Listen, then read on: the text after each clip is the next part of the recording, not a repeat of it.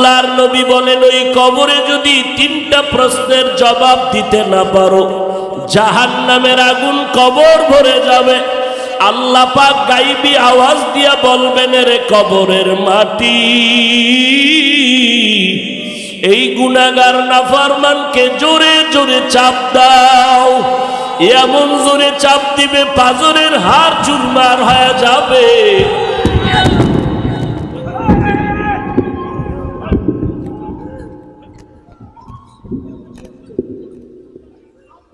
আমার মোহাব্বতের বান্দাগুলোকে ডাকিও, কয়দিন আর ঘুমাবি রে গোলাম, একটু সজাগ হই, আমি আল্লাহকে একটু ডাকবে, আমি মাওলার মোহাব্বতে একটু আওয়াজ দাও। যেই বান্দাগুলো আজকে মাধবদীর ময়দানে আমি মাওলার তালাশে পাগল হইয়া হাজির হয়েছ, ও বান্দা, আমি আল্লাহ তোমাকে খুঁজার জন্য প্রথম আসমানে এসে ডাকলাম। ওই বিছানার থেকে উঠিয়া ওযু বানাইয়া জায়নামাজে হাজির হইয়া একবার আল্লাহ বলিয়া যদি ডাক দাও, আমি আল্লাহ তোর জীবনের সব গুনাহগুলো মাফ করে দিব। কারণ আমি আল্লাহর ছেলে নাই, মেয়ে নাই, আমি আল্লাহর আপন কেউ নাই। আমি আল্লাহ তোরে বড় আদর করে বানাইছি রে মানুষ, তোদের মতো এত সুন্দর করে আমি কিছুই বানাই নাই। আসমান এত সুন্দর করে বানাই নাই, মানুষ যত সুন্দর, আসমানের সূর্য এত সুন্দর করে বানাই নাই, মানুষ এত সুন্দর করে আমি আল্লাহ বানাইলাম। ওই মানুষের জবানটাকে আমি আল্লাহ মায়ের গর্ভে রক্ত দিয়া নাপাক করি না রে বান্দা। কারণ দুনিয়াতে গিয়া এই জবান দিয়ে তুমি আমি আল্লাহর জিকির করবা, আমি আল্লাহর মোহাব্বতের নাম উচ্চারণ করবা, হাঁটতে চলতে উঠতে বসতে আমার আশেক পাগল যারা জবান দিয়া আমার আল্লাহর মোহব্বতের ডাক ডাকবে, আমি আল্লাহ এই জন্য জবানটাকে রক্ত দিয়া নাপাক করি নাই। আমি আল্লাহ তাআলা তাকওয়ার মেডিসিন দিয়া দিলাম, ওই তাকওয়া দিয়া জবানটাকে তুমি হেফাজত করো রে বান্দা। আর এই তাকওয়া যদি অর্জন করতে চাও, একমাত্র ঠিকানা হলো আল্লাহ ওয়ালাদের সোহবত। প্রথম পুরস্কার তোমার আমলকে পরিশুদ্ধ করে দিবেন। দ্বিতীয় পুরস্কার জীবনের সব গুনাহ মাফ করে দিবেন। এই যে আল্লাহ পাকের এই আদেশ আমরা কিভাবে বাস্তবায়ন করব, কোন পদ্ধতিতে, কার পরামর্শে, এদিকে ইঙ্গিত করে আল্লাহ পাক আয়াতের শেষে সমাধান দিয়ে বলেন যে আমি আল্লাহ এবং আমার রসুলের অনুসরণ আর অনুকরণের মাধ্যমে, অনুসরণ আর অনুকরণ আর একটা হলো মোহাব্বত, ভালোবাসা, দুইটা ভিন্ন জিনিস। মোহাব্বত ভালোবাসা দূরের থেকে হয়, আর অনুসরণ অনুকরণ এটাও দূরের থেকে হয়। তবে ব্যবধান হলো ভালোবাসা না দেখেও করা যায়, কিন্তু অনুসরণ অনুকরণ যে যার করবে তাকে না দেখে অনুসরণ করা যায় না। অনুসরণ কি জিনিস? যে যার অনুসরণ করবে তার রঙে রঙিন হয়ে যাবে। যেমন আপনাকে যদি প্রশ্ন করি আপনার পাগড়ি এমন কেন, তো আপনি বলবেন আমি অমুক হুজুরের পাগড়ির মতো পাগড়ি পরি। আপনার টুপি এমন কেন, তো আপনি বলবেন আমি অমুক ব্যক্তির টুপির মতো টুপি পরি, তার অনুসরণ করি।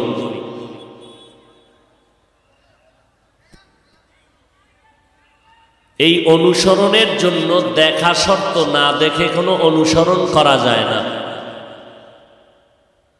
যুবকেরা যদি জিজ্ঞাসা করি, যুবক তোমার চুল আঁকা বাঁকা করে ইন্দুর আর বান্দর হয়েছ কেন? যুবক বলবে আমি বিদেশি এক ব্যক্তির অনুসরণ করি। যেই ব্যক্তিটার অনুসরণ করো তাকে তুমি চিনো? বলে দূরের থেকে চিনি। সে তোমাকে চিনে? বলে সে আমাকে চিনবে দূরের কথা, আমার দেশের নামই জানে না। তো তার অনুসরণ কিভাবে করলা? বলে তাকে আমি ডাইরেক্ট না দেখলেও ভিন্ন কোনো মাধ্যমে তাকে দেখে আমি অনুসরণ করি। তাহলে এই অনুসরণের জন্য কি দরকার? এক নাম্বার, তাকে দেখতে হবে, চাই সেটার সরাসরি হোক অথবা সরাসরি না হোক, কোনো মাধ্যমে হোক। আল্লাহ যে বললেন আমার অনুসরণ করো আর আমার রসুলের অনুসরণ করো, আল্লাহর যে অনুসরণ করব আল্লাহকে না দেখলে কেমনে করি? আর এমন বিষয় যে আল্লাহকে দেখার কোনো এই জমিনে রাস্তা খোলা নাই। আল্লাহকে দেখার কোনো রাস্তা এই জমিনে খোলা নাই। আল্লাহকে দেখা যাবে না।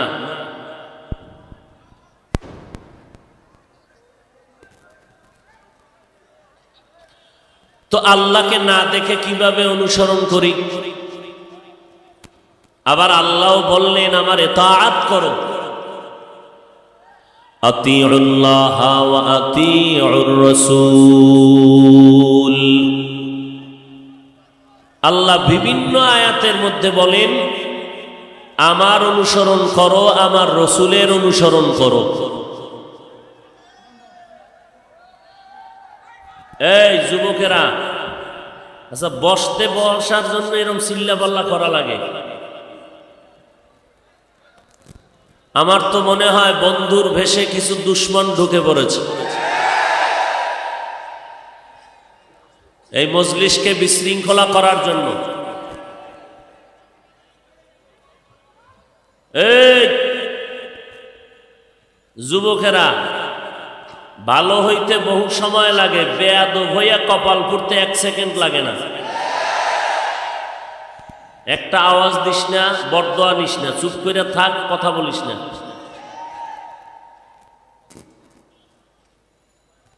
আল্লাহ পাক আমাদেরকে মাফ করে দিন, এ মজলিসকে কবুল করুন। তো আল্লাহর অনুসরণ করতে হলে আল্লাহকে দেখা লাগবে। আল্লাহকে দেখার কোনো উপায় নাই, এই চোখ দিয়া আল্লাহকে দেখার কোনো রাস্তা নাই। তবে আল্লাহকে যদি কেউ দেখতে চায় তার জন্য কিছু সান্ত্বনা আছে। কি আছে? সান্ত্বনা। আল্লাহকে দেখার কোনো রাস্তা নাই, এই চোখ দিয়ে দেখা যাবে না। হ্যাঁ, আল্লাহ দেখা দিবেন। আবার আল্লাহকে যদি কেউ দেখেনও, কি দেখবেন? আল্লাহর তো কোনো রং নাই, ঢং নাই, আকার নাই, আকৃতি নাই, আওয়াজ নাই, লাহান নাই। হিচে কসদর মুলকে উ আম্বাজনে কৌলে উরা লাহনে নে আওয়াজ নে। হিচে কসদর মুলকে উ আম্বাজনে কৌলে উরা লাহনে নে আওয়াজ নে। আল্লাহর কোনো আওয়াজ নাই, লাহান নাই, কোনো আকার নাই, আকৃতি নাই। আল্লাহকে দেখা যাবে না। যদি বান্দা দেখতে চাও তো বলো তুমি আল্লাহকে কি দেখবা? আল্লাহকে দেখা যায় না, কিন্তু রহমাতুল লিল আলামিন, আল্লাহর পেয়ারা মোহাব্বতের বন্ধু। কেমন বন্ধু আমার নবী? রব্বুল আলামিন বলেন, হে মানুষ, ঈসা নবী আমার বন্ধু, মূসা নবী আমার বন্ধু, ইব্রাহিম নবী আমার বন্ধু, ইউসুফ নবী আমার বন্ধু, সব আম্বিয়ায়ে কেরাম আমার বন্ধু। তবে মুহাম্মদ আমার বন্ধু, মুহাম্মদ বন্ধু আর ইব্রাহিম বন্ধু, সব আমার বন্ধু। তবে ব্যবধানটা কি জানো? আমি আল্লাহ দুনিয়াতে সব নবী পাঠাইলাম, রসুল পাঠাইলাম। আমি আল্লাহ পাক রব্বুল আলামিন কোন নবীকে রাসূলুল্লাহ বলি নাই, একমাত্র মুহাম্মদকে আমি রাসূলুল্লাহ বলেছি। মুহাম্মাদুর রাসূলুল্লাহ والذين معه أشداء على الكفار رحماء بينهم। আমি মুহাম্মদকে বলেছি রাসূলুল্লাহ।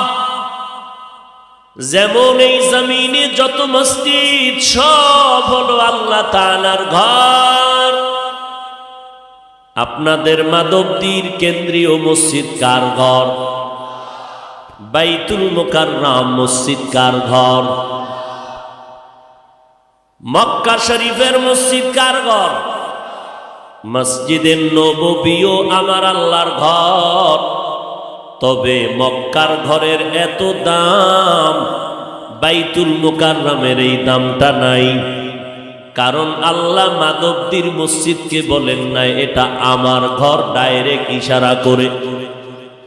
বাইতুল মুকাররমকে বলেন না এটা আমার ঘর।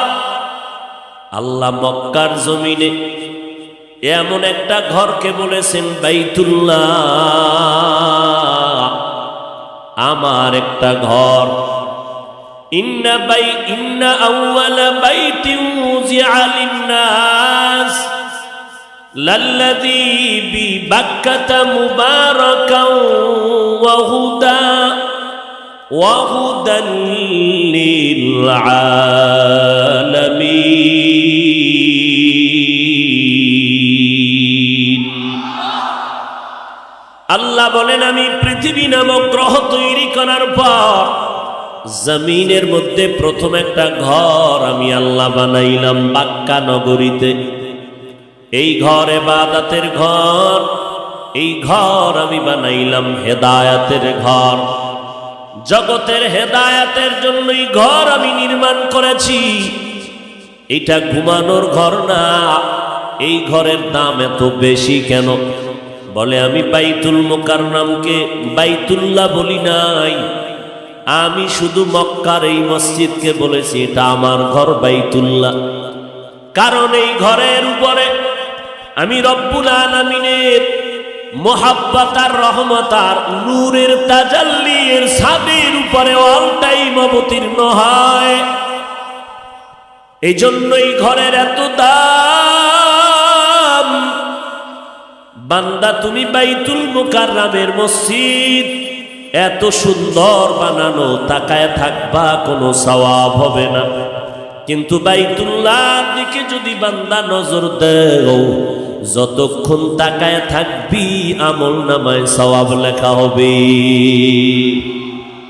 আতিনা ফি দারে দুনিয়া না হাসান, আতিনা ফি দারে উকবা না হাসান, ইয়া গিয়াসাল মুস্তাগীসিন ইহদিনা লাফতিখারা बिलउलूमे वलगिना।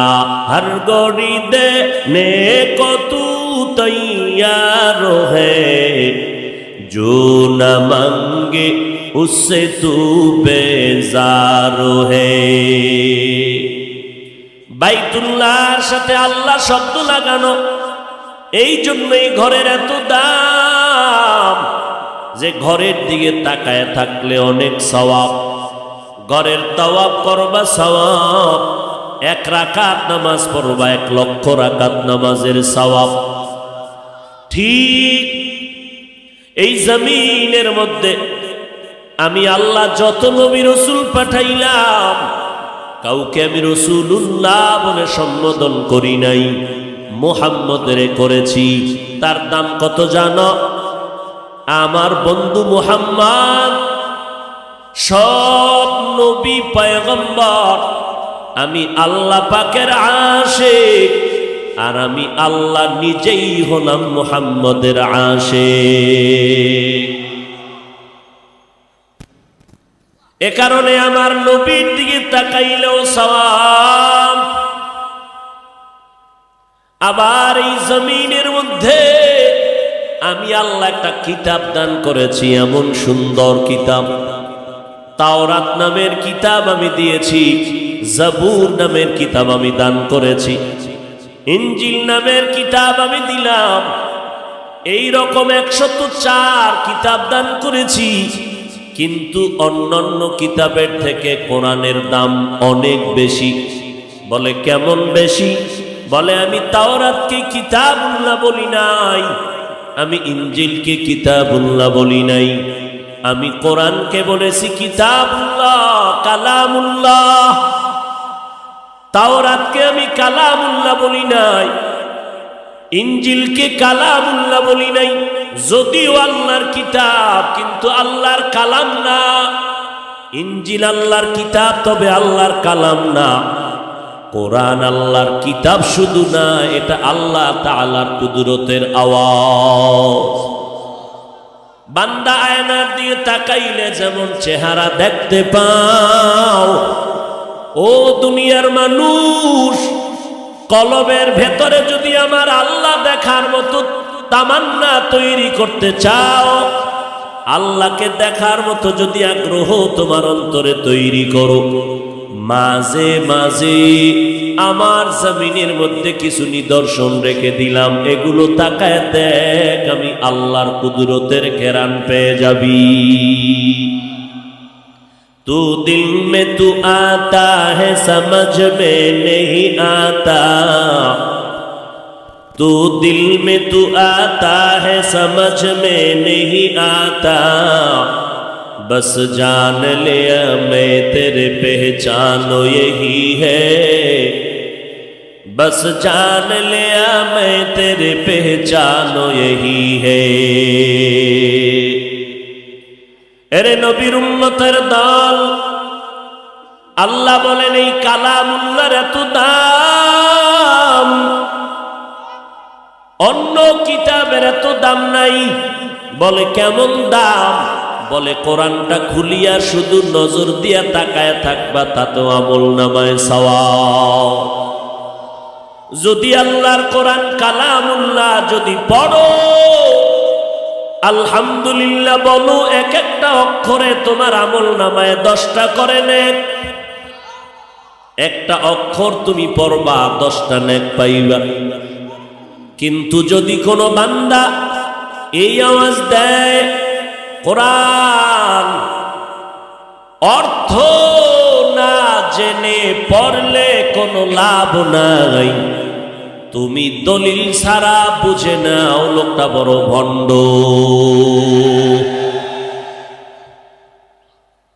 কিয়ামতের আলামত ফিতনা আর ফিতনা, মুমিনে আর বেঈমানে না। এখন ফিতনা ঘরে ঘরে, মুমিনে মুমিনে, মুসলমানে মুসলমানে। এই ফিতনা কেন? নবীর ১৩,০০০ বছর আগের ভবিষ্যৎবাণীর আওয়াজ। এমন একটা সময় জমিনের মধ্যে আসবে, যেই সময় আগুনের জ্বলন্ত কয়লা হাতে রাখা যেমন কঠিন হবে, ঈমান বাঁচানটাও মুমিনের তেমন কঠিন হয়ে যাবে। বলেন আপনারা, ওই সময়টা আর কত বছর পরে আসবে? কথা বলেন না কেন? এখনো কি আসে নাই রে মুমিন? একদিক দিয়া বুঝাইতেছি, ও বান্দা কোরআনের দিকে তাকাও, কোরআন পড়ো, তাকাইলেও সওয়াব, তেলাওয়াত করবা তাতেও সওয়াব। বয়ানটা করিয়া বুঝাইয়া স্টেজ থেকে নামার আগে আবার ভণ্ডদের আওয়াজ, কোরআনের অর্থ না জানিয়া পড়লে কোনো লাভ নাই। কি হিন্দু কয় না মুসলমান? সেও কি আমগো মতো টুপিওয়ালা মাওলানা? এজন্য নবী বলেন সাবধান। قال النبي সাল্লাল্লাহু আলাইহি ওয়া আলিহি ওয়াসাল্লাম আলা ইন্না শাররাশ শাররি শিরারুল উলামা ওয়া ইন্না খায়রাল খায়রি খিয়ারুল উলামা। এই উম্মতের দল, কিয়ামতের আগে একদল মানুষ সব সময় সাবধান হয়ে চলবা, কারণ এই জমিনের মধ্যে চূড়ান্ত পর্যায়ের খারাপ যদি কাউকে দেখো, দেখবা উলামাদের একদল, দেখবা চূড়ান্ত খারাপ। আবার ভালোর দিকে যদি নজর দেও, ওই ভালোর দিকেও নজর দিয়ে দেখবা একদল ভালো চূড়ান্ত তারা উলামা। তাহলে চূড়ান্ত ভালো হলো উলামা, আবার খারাপের লাইনেও চূড়ান্ত খারাপ হলো উলামাদের একদল। এটা আমার বাবার কথা না, নবীর কথা। বুঝে আসলো উলামা ভালো, এটা ভালো করে বুঝলাম, কারণ আলেম থেকে ভালো কেউ হতে পারে না। কিন্তু উলামা সব থেকে খারাপ, নবী এই কথাটা কেন বললেন? গাঞ্জাখোর মদ পান করে, ইয়াবা খায়, নেশা পান করে, নামাজ নাই, বখাটে, এই ব্যক্তি হবে চূড়ান্ত খারাপ। নবী একটা মদখোর, জেনা করনেওয়ালা, গাঞ্জাখোরের চূড়ান্ত খারাপ না বলে একজন উলামাকে নবী চূড়ান্ত খারাপ বললেন কেন? এর সংক্ষিপ্ত জবাব, হাজারো লাখো লাখো গাঞ্জাখোর, মদ পান করনেওয়ালা, প্যান্ট শার্টাইওয়ালা সমাজে ইসলামের ওই পরিমাণ ক্ষতি করতে পারে না একজন টুপিওয়ালা ভণ্ড যেই পরিমাণ ক্ষতি করে। এলমেরা জাজু করদন বেহিসাব, খলকে দাদন জওয়াবে বাসওয়াব, হকনা দারত দোস্তে খলকা জারেরা, নিস্তে ই খসলত একে দিনদারেরা। এরে নবীর উম্মত, রব্বুল আলামিন কেমন দয়ার মালিক! আল্লাহ তাআলা বলেন, আমাকে দেখা যাবে না, তবে আমি একজনকে দেখা দিয়েছি। একজন নবী মুসা দেখতে চেয়েছিল, কিন্তু দেখতে পারে নাই। বলেছিল, রব্বি আরিনি, ও রব, আমি আপনাকে বড় দেখতে মনে চাই, কারণ আপনার আওয়াজ এত সুন্দর, না জানি আপনি কত সুন্দর। আপনার আওয়াজ এত সুন্দর, না জানি আপনি মালিক কত সুন্দর। আপনার সাজানো আসমানটা কত সুন্দর, না জানি আপনি আল্লাহ কত সুন্দর। মুসা নবী দেখতে চেয়েছেন, আল্লাহ বলেছেন, লান তারানি, আমাকে দেখা যাবে না। আর আমি আমার নবী মুহাম্মদের আমি মোহাব্বত করে দাওয়াত দিয়া আমি আরশে আজিমে নিয়েছি। আমার মনে চেয়েছে আমার বন্ধুর সাথে দূরে রেখে কত কথা বলবো, একটু আমার বাড়িতে আমি দাওয়াত দেই। আমি জিব্রাইল আমিরে বললাম, ও জিব্রাইল, জান্নাতের মধ্যে যাও, আমার বন্ধুর জন্য একটা বোরাক নিয়ে যাও, আমার বন্ধুকে দাওয়াত দিয়া বাইতুল্লাহর কিনারায় চাচাতো বোন উম্মে হানির ঘরে ঘুমায়, আমার নবীরে দাওয়াত দিয়া নিয়ে আসো। আল্লাহর অর্ডারে জিব্রাইল আমিন জান্নাতের মধ্যে গিয়া বোরাক সাজাইয়া বাইতুল্লাহর কিনারায় হাজির হয়ে গেলেন। আমার নবীকে ঘুম থেকে সজাগ করলেন, বোরাকের উপরে উঠাইয়া 1 মাসের পর বাইতুল্লাহ থেকে বাইতুল মাকদিসের মধ্যে নবীকে নিয়ে গেলেন। ওখান থেকে আল্লাহ পাক রব্বুল আলামিন আসমানের সফর শুরু করলেন। মেরাজ সুবহানাল্লাযী আসরা বিআবদিহি লাইলাম মিনাল মাসজিদিল হারামি ইলাল মাসজিদিল আকসা আল্লাযী বারাকনা হাওলাহু লিনুরিয়াহু মিন আয়াতিনা ইন্নাহু হুয়াস সামিউল বাসীর।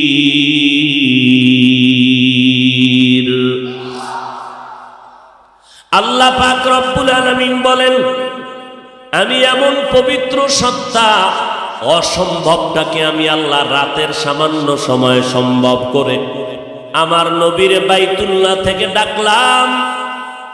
প্রথম আসমান, এই জমিন থেকে 500 বছরের উপরে দূর প্রথম আসমান। নবী বলেন, আমি 500 বছরের দূরত্বের পথ সেকেন্ডে চলে গেলাম। প্রথম আসমানে গেলাম, গিয়া দেখি আসমানের মধ্যে 2টা দরজা লাগানো আছে। দরজার মধ্যে নূরের তৈরি তালা লাগানো আছে। 2টা করে দরজা, একটা করে নূরের তৈরি, দোনো দরজায় তালা লাগানো। আর ওই তালার চাবি হলো বিসমিল্লাহির রহমানির রহিম। আল্লাহ পাক রব্বুল আলামিন এ বিশাল আসমান, প্রথম আসমানটা আবার 500 বছরের দূরত্বের মতো মোটা, এর উপরে আবার খালি জায়গা 500 বছরের দূরত্ব, এর উপরে দ্বিতীয় আসমান 500 বছরের মোটা, এর উপরে আবার তৃতীয় আসমান। এইভাবে করে 7 আসমান। নবী বলেন, এক এক করে আমি 7টা আসমান ভেদ করলাম। এর উপরে আল্লাহ একটা নূরের ঘর বানাইছেন, বাইতুল মামুর।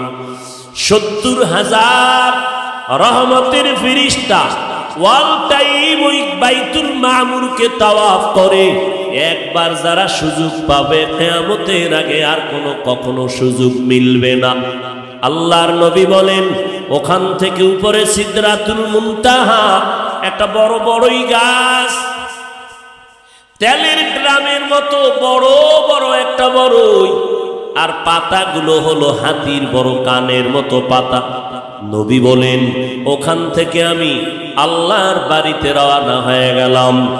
অনেক উপরে চলতেছি, আল্লাহ আমাকে নিতেছেন অন্ধকারের স্তর পেরিয়ে, অনেক উপরে উপরে যাইতেছি, অনেক উপরে, যেটাকে লামাকা লাজামা বলা হয়। এগুলো পেরিয়ে হঠাৎ দেখি উপরে একটা পর্যায়ে পানি আর পানি। ওই পানির স্তর পেরিয়ে আরো উপরে চলে গেলাম। উপরে গিয়ে দেখি নূরের তৈরি আরশে আজিম। 8 জন ফেরেশতা নূরের তৈরি আরশে আজিম কাঁধের মধ্যে নিয়ে দাঁড়ানো।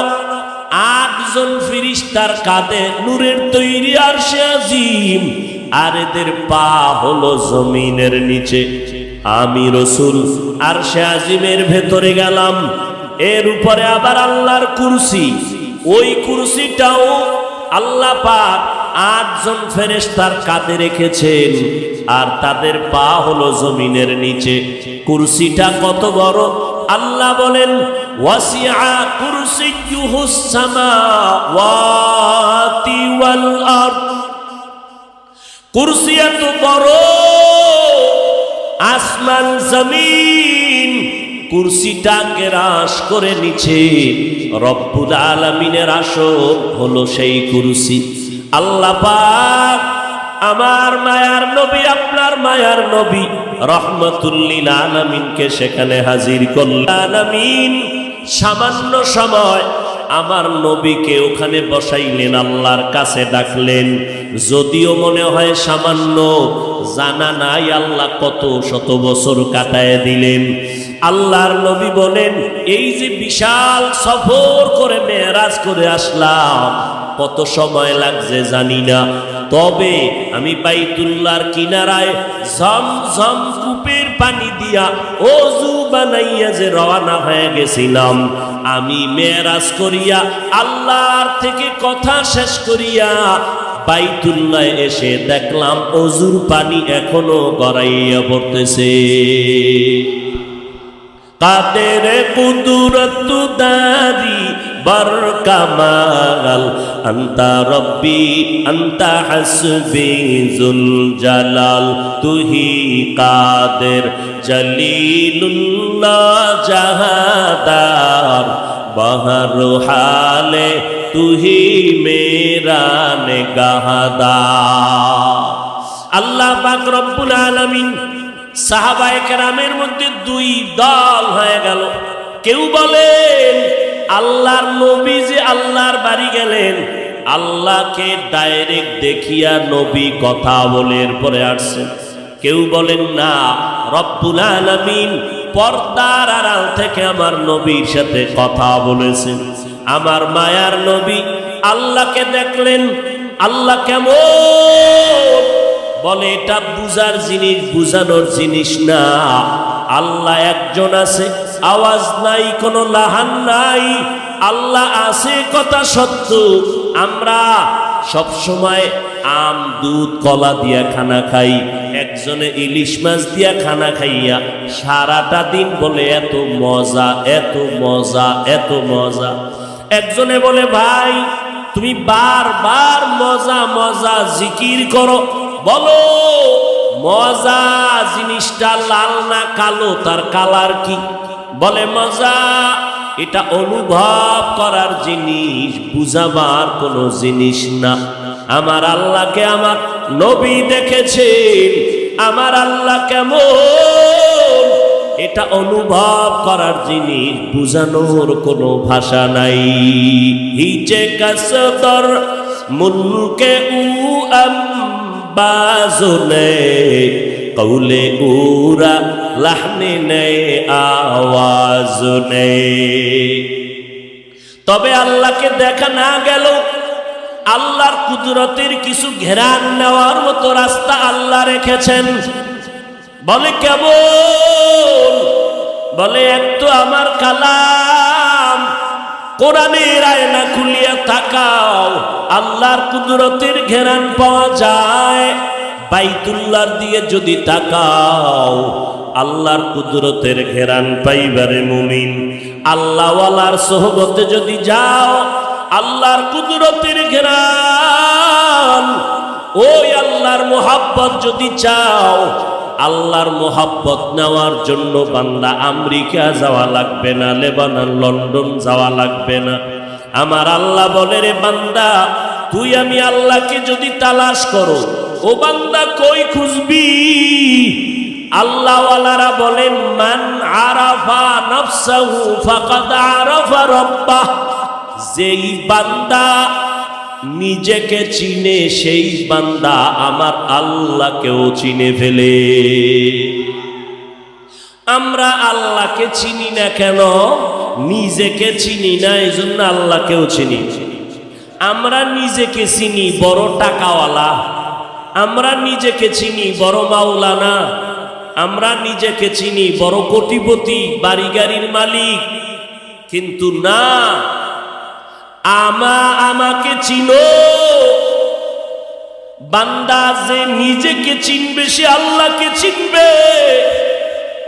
নিজেকে চিনেছেন সাহাবায়ে কেরাম, আম্বিয়ায়ে কেরাম, আল্লাহ পাকের খাস আশিকরা নিজেকে চিনেছেন তো আল্লাহকে চিনেছেন।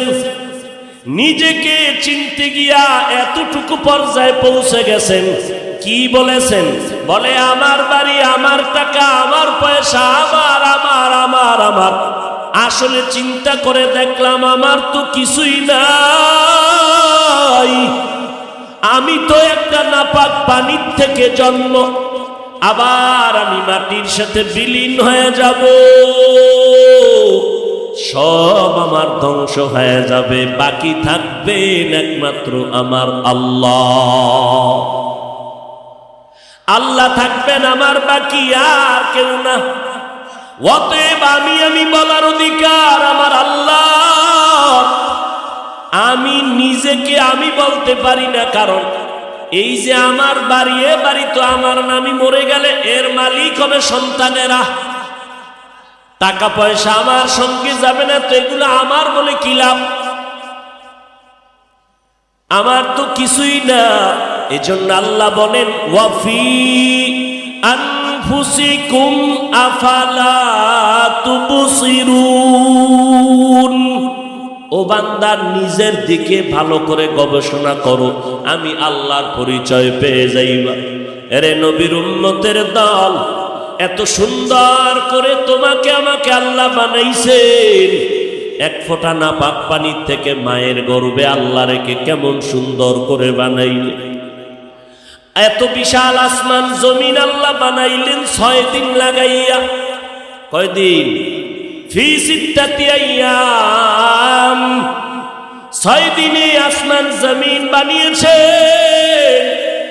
কিন্তু তোমার মতো এক হাতের বান্দাটাকে বানাইতে মায়ের গর্ভে আল্লাহ সময় নিছেন প্রায় 10 মাসের মতো। কেন? আল্লাহ আমাকে তোমাকে বেশি মহব্বত করেন, ভালোবাসেন। এই জন্য আল্লাহ পাক নাপাক পানির থেকে তোমাকে আমাকে সুন্দর করে মায়ের গর্ভে বানাইলেন। বানানোর পর আল্লাহ দুনিয়াতে পাঠাবার আগে সুন্দর খানার আয়োজন করলেন। দুনিয়াতে গিয়ে তুমি কোনো খানা খেতে পারবা না, আমি আল্লাহ তোমার জন্য সুন্দর খানার আয়োজন করলাম। এরে নবীর উম্মতের দল, আল্লাহ পাক রব্বুল আলামিন বলেন, আমি আল্লাহর পরিচয় যদি পেতে চাও, নিজের নিয়ে গবেষণা করলেই তুমি আমি আল্লাহর পরিচয় পেয়ে যাইবা। এরে নবীর উম্মত, আমার আল্লাহ পাক বলেন, আমার অনুসরণ যদি করতে চাও আমাকে পাইবান, এটা আমিও জানি, দেখার কায়দা নাই। তবে আমার একজন বন্ধু আমি জমিনের মধ্যে রেখে দিলাম, তিনি হলেন আমার পয়গম্বরে আরবী। তোমরা তার অনুসরণ যদি করো, আমি আল্লাহর অনুসরণ হয়ে যাবে। তাহলে সহজ কথা, এই জমিনে আল্লাহকে কে মানে কে মানে না, তার জবাব যে নবী মানে সে আল্লাহ মানে, যে নবী মানে না সে আল্লাহকেও। সাহাবায়ে কেরাম আমার নবীকে দেখে দেখে আমল শুরু করলেন। কিন্তু বর্তমানে আমাদের কপাল বড় খারাপ, আমরা তো নবীকেও পেলাম না, আল্লাহকেও তো দেখার কায়দা নাই। তো আমরা নবীর অনুসরণ কেমনে করি? নবী বলেন, উম্মতের দল, একদল বন্ধু জমিনের মধ্যে আমি নবী রেখে গেলাম, তোমরা তাদের অনুসরণ যদি করো আমি নবীর অনুসরণ হয়ে যাবে। ওই বন্ধু দলের নাম হলো আল উলামা ওয়ারাসাতুল আম্বিয়া। উলামায়ে আহলে হক হলো নবীদের ওয়ারিস। উলামায়ে আহলে হকের অনুসরণ করো তো নবীর অনুসরণ হবে, আর নবীর অনুসরণ হলে আল্লাহর অনুসরণ হয়ে যাবে। আল্লাহর অনুসরণ যারা করবে বিনা হিসাবে জান্নাত। তাহলে আল্লাহকে কে মানে? যে নবী মানে। নবীকে কে মানে? যে আহলে হক উলামায়ে কেরামদের মানে। আহলে হক উলামায়ে কেরামদের যারা মানে না, প্রমাণ তারা নবী মানে না। যারা নবী মানে না তারা আল্লাহকেও মানে না। এই আহলে হক উলামাদের একটা জামাতের নাম হলো আহলে সুন্নাত ওয়াল জামাআহ।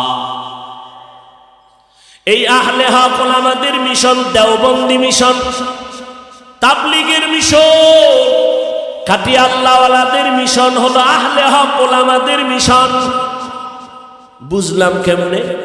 এই তাবলীগের কারণে, দেওবন্দীদের কারণে, কওমির কারণে, পীর মাশায়েখ আল্লাহওয়ালা চরমনাই, উজানি, বাহাদুরপুর, নানুপুর এদের মিশনের কারণে একজন আর দুজন না, লক্ষ লক্ষ লক্ষ লক্ষ মানুষ আজকে দিনদার হয়েছে। কথা ঠিক নেই নাকি? গাঞ্জাখোর হয়েছে।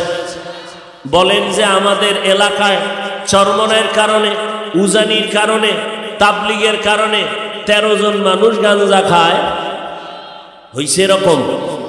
আমাদের মতো হুজুর না, বরং RAB, army, police, BDR, general লাইনের শিক্ষিত 5 ওয়াক্ত নামাজি দাড়িওয়ালা হয়েছে কি হয় নাই? তাহলে তাবলীগের কারণে, দেওবন্দি কওমির কারণে, চরমনের কারণে মানুষ ভালো হইল না খারাপ? অতএব আমরা বলতে পারি এই চরমনের বিরুদ্ধে যারা ফেসবুকে লিখবে তারা ভণ্ড, যারা তাবলীগের বিরুদ্ধে ফেসবুকে লেখে উম্মতকে বিভ্রান্ত করে তারা ভণ্ড, যারা কওমি দেওবন্দি হাটহাজারীর বিরুদ্ধে ফেসবুকে লেখে উম্মতের বিভ্রান্ত করে এরা ভণ্ড। এদেরকে যারা ভণ্ড স্বীকার করবে না তারাও ভণ্ড। একমত তো সবাই? আল্লাহ সবাইকে বুঝার তৌফিক দান করেন। ইয়া আইয়ুহাল্লাযীনা আমানুত্তাকুল্লাহ ওয়া কুলু কাওলান সাদীদা ইউসলিহ লাকুম আ'মালাকুম। ও মুমিন, আল্লাহর অনুসরণ করো নবীর মাধ্যমে, নবীর অনুসরণ করো আহলে হক উলামায়ে কেরামের মাধ্যমে। অনুসরণ কি করবা? এক নাম্বার তুমি আল্লাহকে ভয় করো, দুই নাম্বার জবানটাকে তুমি হেফাজত করো। আল্লাহ পাক জবানকে হেফাজতের কথা কেন বললেন? কারণ কি বলে, শরীরের মধ্যে জবান একটা মারাত্মক অস্ত্র, এটাকে কন্ট্রোল করা বড় কঠিন। হাত ঝামেলা করে, বেঁধে কন্ট্রোল করো। পা ঝামেলা করে, বেঁধে পা রাখা যায়, কান আটকায় রাখা যায়, চোখ বন্ধ করে রাখা যায়। জিহ্বায় যদি ঝামেলা করে এটারে তো পান দিয়াও রাখা যায় না, কষ্টে লাগানো যায় না। বলে জবানটাকে কেমনে তুমি কন্ট্রোল করবা? আল্লাহ বলেন আমার তো একটা মেডিসিন আছে, ওই মেডিসিন ছাড়া জবান কন্ট্রোল করা যাবে না। ওই মেডিসিনের নাম হলো তাকওয়া। हर के दारत खौफे हक दर दिल मदागम जन्नतुल मअवा तेहत उरा मका। কি ঘুমে ধরছেনি আপনাদের? মোনাজাত দিয়ে যাবেন না ইনশাআল্লাহ? আল্লাহ সবাইকে কবুল করে। আর মানুষ কি এখন ঘুমায়নি? মানুষ কি ঘুমায় না? গজবের মোবাইল মানুষের নেয়ামতের ঘুম জবাই করে দিয়েছে। সারা রাত ফেসবুক শরীফ নিয়ে ঘোরাফেরা করে আমার যুবকেরা। কখন রাত্র 2টা 3টা বাজলো খবর নাই, অথচ ওই টাইম হলো তাহাজ্জুদের টাইম। কথা ঠিক না? জিকির করে লা ইলাহা ইল্লাল্লাহ, লা ইলাহা ইল্লাল্লাহ, লা ইলাহা ইল্লাল্লাহ, লা ইলাহা ইল্লাল্লাহ, লা ইলাহা ইল্লাল্লাহ, লা ইলাহা ইল্লাল্লাহ, লা ইলাহা ইল্লাল্লাহ। মোহব্বতে লা ইলাহা ইল্লাল্লাহ, লা ইলাহা ইল্লাল্লাহ, লা ইলাহা ইল্লাল্লাহ।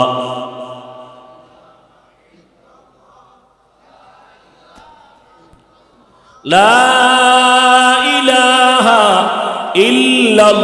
ইল্লাল্লাহু মুহাম্মাদুর রাসূল। মুসল্লিরাও কি কাঁদে না হাসে? হ্যাঁ, তো কোরআনের তেলাওয়াতে যদি কান্না আসে আর ওই কোরআনের অর্থের দিকে যদি কেউ ভালো করে গবেষণা করে, খেয়াল করে, ওই লোকটা শুধু কাঁদবে কেন? সে তো বুক ফেটে মরে যাবে। তারপরেও আমাদের মুরব্বীরা বারবার বলেন, ইচ্ছা করে যদি কেউ চিৎকার দেয়, আল্লাহর মোহাব্বত নাই, তাহলে একটা কবিরা গুনাহ, 7000 বছর জাহান্নাম। আর অনিচ্ছায় যদি হয় তাও কন্ট্রোল করতে হবে। কন্ট্রোল করলে সওয়াব কম না বেশি? অনেক বেশি। আর দ্বিতীয় কথা হলো আল্লাহর কাছে তৌফিক চান, আল্লাহ কন্ট্রোল করার তৌফিক দাও। এটা আল্লাহকে বলতে পারেন না? আর ইচ্ছা করে যদি কেউ করে, এটা অল টাইম আমাদের আওয়াজ, এর বিচার মরার আগে আল্লাহ দুনিয়াতে করে ফেলবে। স্পষ্ট কথা। আর যারা চোখের পানি ছেড়ে কাঁদবেন আল্লাহ তাদের মাকাম আরো আরো উঁচু করে দিব। আল্লাহ আমাদের বুঝার তৌফিক দান করে।